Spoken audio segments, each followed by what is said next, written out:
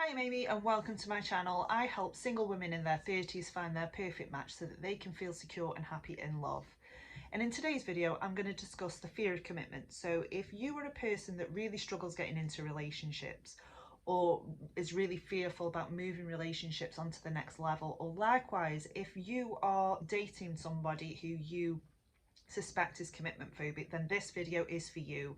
So stick around for the end of the video so that you have all of the information so that you can apply this to your own dating journey. So let's get started. So the fear of commitment is usually present with dismissive avoidant attachment styles and sometimes fearful avoidance as well. And it is a trauma response. So it has a lot to do with what your relationship with your caregivers was like in childhood, or it could be a life event. So say you went through a messy breakup or divorce, that can change what your attachment style is.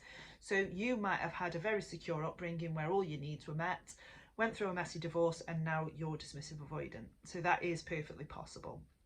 And I just want to mention as a side note here that just because someone broke up with you does not mean that they're a commitment phobe. Sometimes relationships just don't work out and it's not right for them.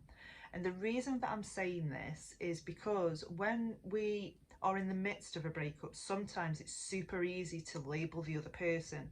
But what that actually does is it stops us from doing the introspective work that we need to do and correct our own beliefs and own behaviours so that we don't take this forward to future relationships. And we don't, we need to process breakups properly so that we can make the positive changes that we need to make. So back to the fear of commitment.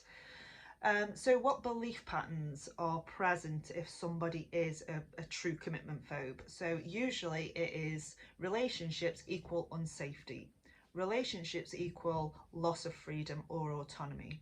So getting into a relationship is very difficult because if you believe that you are going to lose your freedom and you're going to feel trapped, then you are not going to want to commit to anybody. Okay.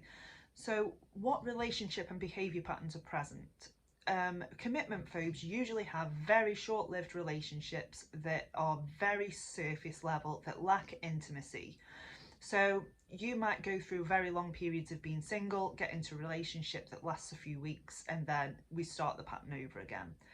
And the reason for this is because it's so surface level, because we don't want to get close to somebody or let somebody close to us, we're not actually feeling fulfilled in the relationship. Because to have a fulfilling relationship, there needs to be vulnerability, there needs to be intimacy to develop a deep connection, which is truly what it is that you want, but you're frightened of it. So that doesn't happen, so the relationship feels very unfulfilling and unsatisfying.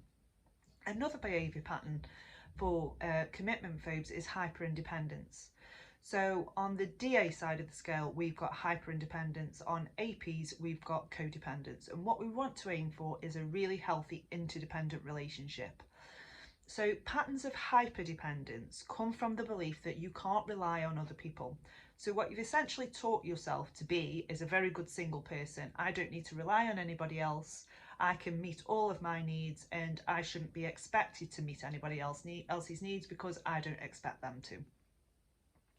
But when you're in a relationship that's based on interdependence, it is perfectly okay to rely on your partner. It is equally important to be able to meet your own needs and be capable of fulfilling yourself. But when you're in a relationship that is based on intimacy and vulnerability, it is perfectly okay to rely on the other person from time to time. You might have the inability to express what your boundaries and needs are, which again are paramount if you want a relationship to work that's fulfilled, where you feel heard, seen and understood. And without being able to express those in a healthy way, you're not giving your partner any chance really to be able to meet your needs so that you can feel safe within the relationship and safe asking for help. You might have, as a commitment phobe, you might have low level anxiety. Even when you're single, and this is more to do with your conflicting needs. So your need for autonomy and your need for connection are in conflict with each other. And this is a really uncomfortable place to be. You might not feel settled either in a relationship or without a relationship. There might always be that feeling of being unsettled because of these conflicting needs. So what do you do about this? So if you're a commitment phobe, you might be sat there thinking, well, yeah, I know all this, but what do I actually do about it? So the first thing is to look at why you think relationships equal unsafety and what your beliefs are around that. I've got tons of videos on how to reprogram a belief, but if you believe that relationships equal unsafety, it's really worth looking at why you think that is. And also look at how being in a committed, intimate relationship would benefit you. What are the benefits of being in a relationship that is based on trust, where you can be vulnerable and where your needs are met? What are the benefits? So you are then reprogramming your subconscious mind with more positive influences and more positive thoughts of what relationships actually are, because you can have a relationship that's intimate and connected as well as having your autonomy and having your freedom. Those two things do go together. And I think part of what happens is a lot of people think that relationships are 50% one person and 50% the other. I don't buy that. Relationships are 100% and 100% two whole, complete people coming together to create healthy interdependence, healthy connection and intimacy. So what happens if you are the partner of somebody who is a commitment phobe? So a few things happen, and I've been on the receiving end of this, so I know how uncomfortable it is. But a lot of the times you'll feel anxiety and a feeling of being in limbo because you don't know where you stand. You want this committed relationship, but the other person just seems to be stonewalling it. And that can lead to an awful lot of frustration. So if this is you, I would definitely recommend taking a step back and taking some space so that you can focus on you, focus on lifting your self-esteem, focus on your self-worth, because sometimes when you're in a relationship with somebody who has a hard time with intimacy and vulnerability, that can really damage your self-esteem and self-worth. So it's so important to look after yourself in these situations. You might have a lack of trust for that person.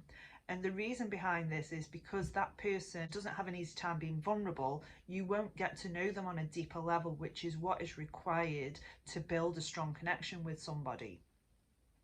So what do you do about this? So the first thing to do is to communicate how it is that you're actually feeling. It's also important to express what your needs in the relationship are.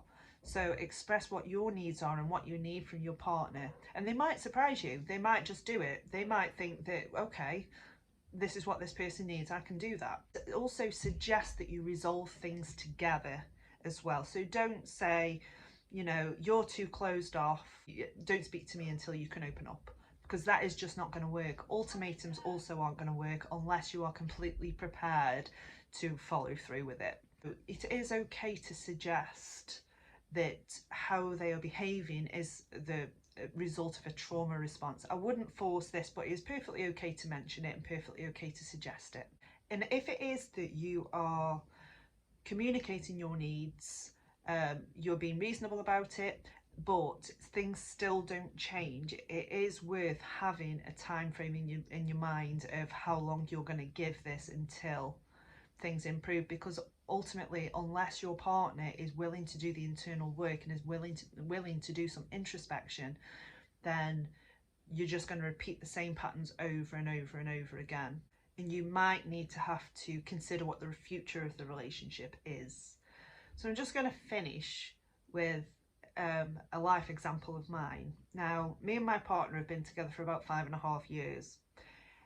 When we first got together, he was definitely DA and I was FA, leaning towards AP.